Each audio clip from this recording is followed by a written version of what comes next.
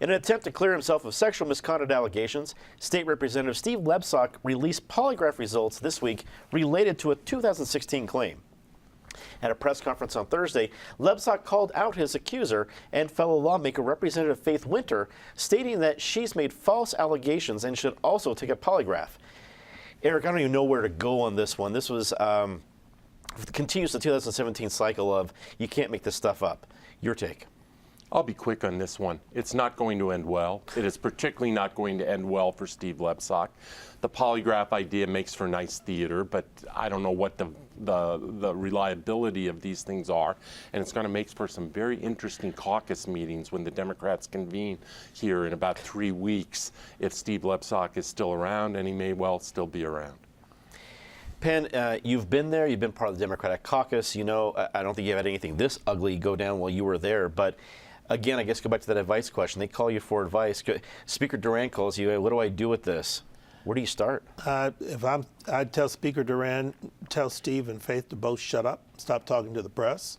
I would have told Steve, if you wanted to take a polygraph, which I think is a bad idea to begin with, take the results to the Speaker. Don't run around and go to the press and talk to a whole bunch of other folks about these polygraph tests.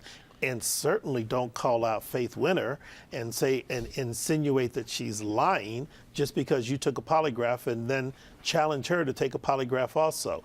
Eric's right. This isn't going to end well, and it's now beginning to look like it's not going to end well for more than just Steve. I think some other people are going to take a hit as a result of this. Patty, it doesn't seem like this is just a single accusation behind closed doors. There's some of the stuff that happened in public. So buying your own polygraph test doesn't seem exactly like a great strategy, but is he out of choices, so he's just going scorched earth? What do you think? Well, he had the choice to apologize, make a better apology.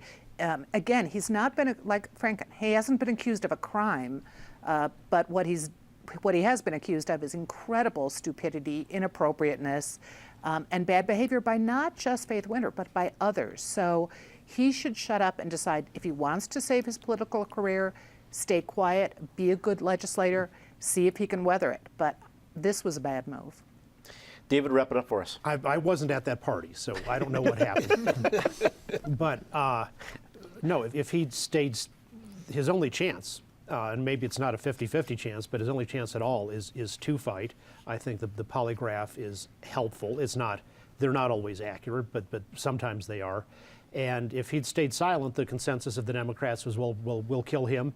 And this makes Faith Winter all the more of who's running in a very tough race against a Republican female senator.